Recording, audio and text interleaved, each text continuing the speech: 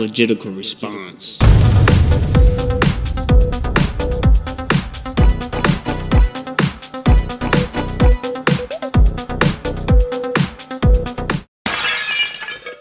This looks personal.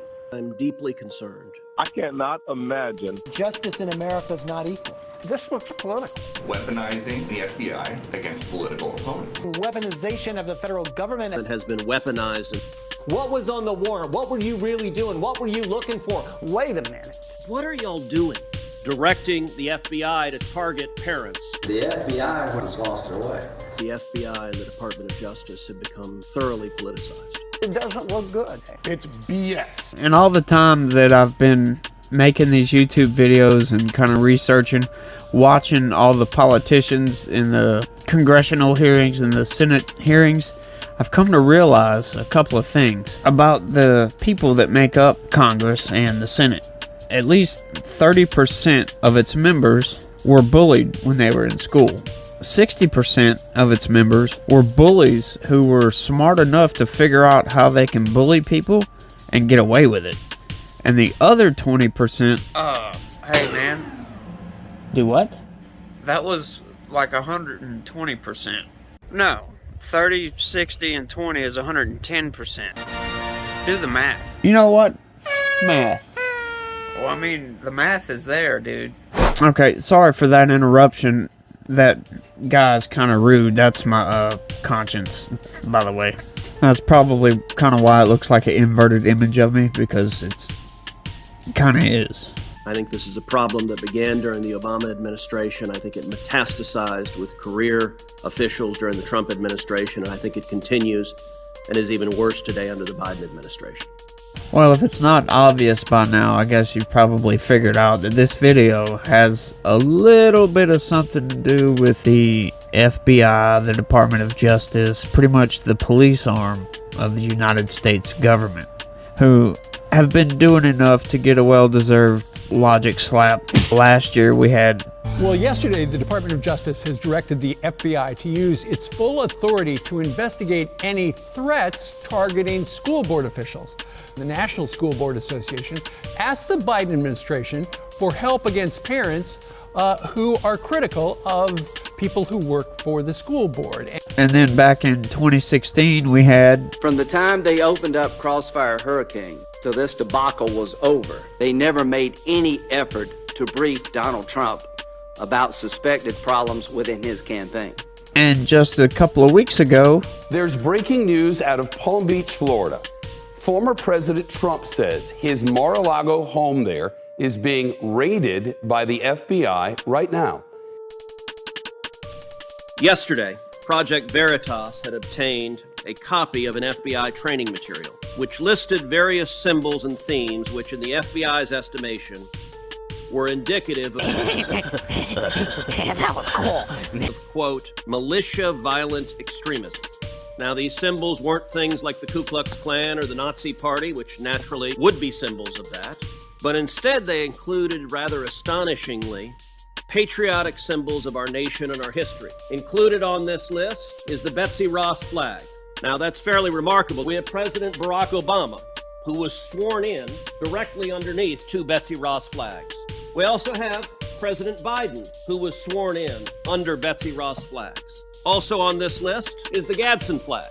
The state of Virginia has a license plate for the Gadsden flag, as do many other states. Also included on this is the Gonzales battle flag. Come and take it, as indicative of... They're gonna be pissed. being a violent extremist militia. Well, I will self-report right now that every day in the Senate I wear my boots that have the Gonzales battle flag on the back of them. Director Ray, what are y'all doing?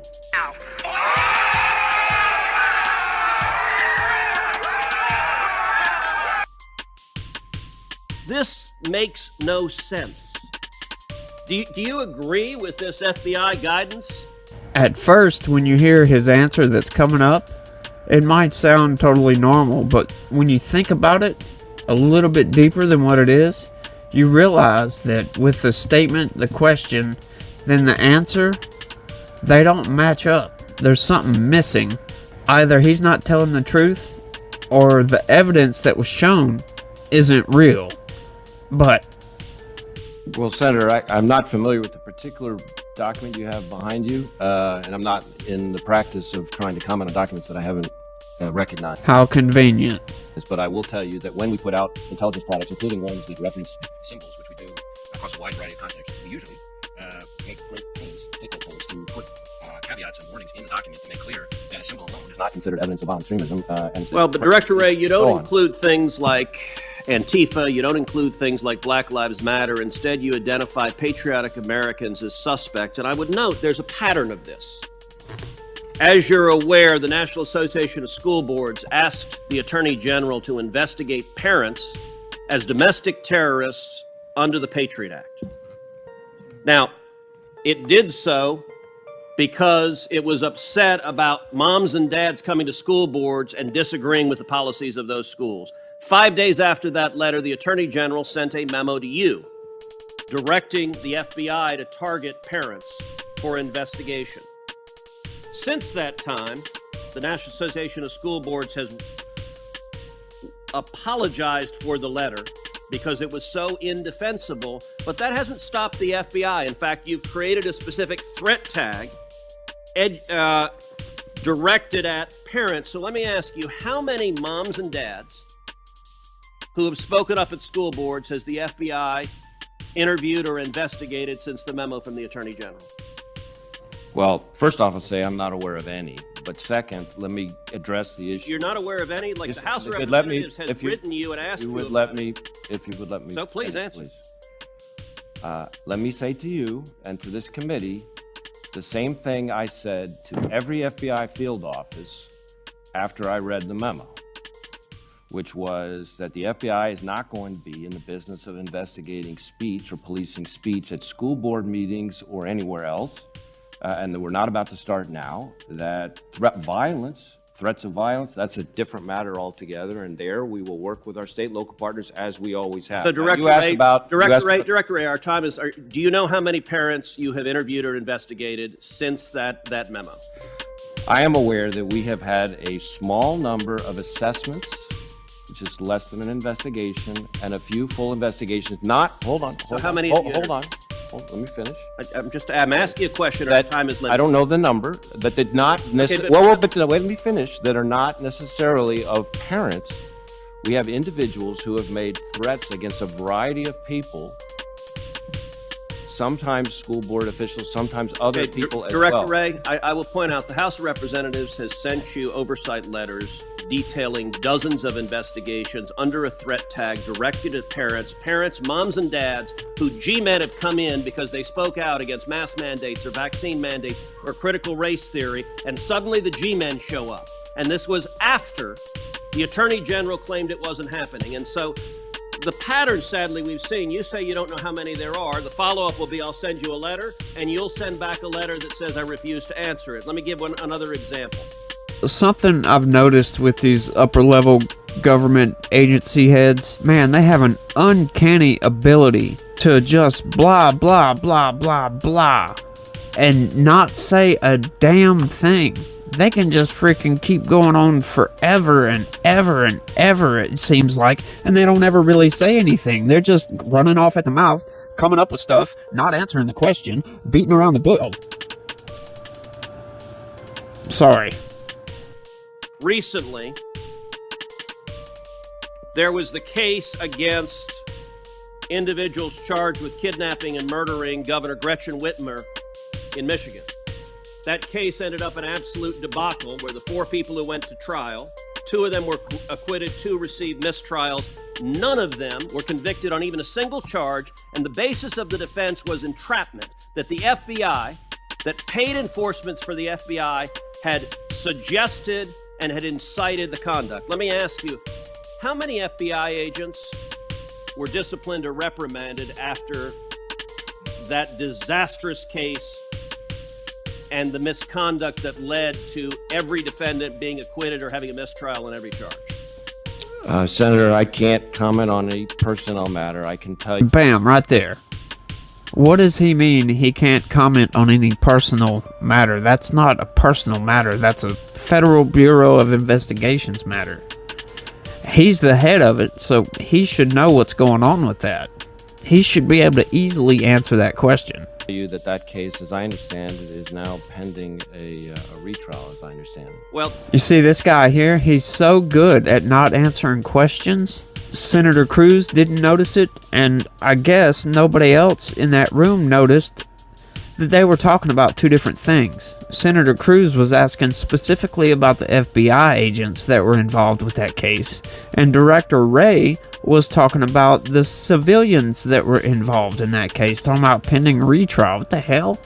What does that have to do with the FBI agents that were doing some crap they shouldn't have been doing? And politicians wonder why the citizens are losing trust in the federal government. Wonder why. the special agent in charge of that case has now been sent to D.C., to the Washington, D.C. office, and now leads the investigation regarding January 6th. Is that correct? That doesn't sound right to me. That does not sound right. The name of the individual is Stephen D'Antuono. It was run out of the FBI Detroit field office. And by the way, I will point out that the lead investigator, Special Agent Track, are you aware that he was apparently fired for allegedly beating his wife after coming home from a swingers party, and he'd made multiple derogatory political posts about President Trump showing political bias? Are you aware of that? I am aware of, I think, the incident you're describing and action that was taken about it. To clarify on the first part of your question, Mr. D'Antuono was the special agent in charge of the office, the Detroit field office, and is now the assistant director in charge of the Washington field office. I thought you were asking about the agent who was responsible for the... So the guy in charge got promoted and is now in charge of the January 6th investigation. The guy in charge of the whole Detroit field office is now in charge of the whole Washington field office. That is astonishing. That was just completely on the next level of ridiculous. It really surprises me that some of these people that are up high in the government seem that incompetent. You would figure they'd be a little bit more competent than a 3-year-old managing an ice packing plant. But, you know, they seem to be about as useful as nipples on a bull. But if you made it this far, I want to say thanks for watching. Hit that subscribe button down there, please. Maybe give it a like if it's good.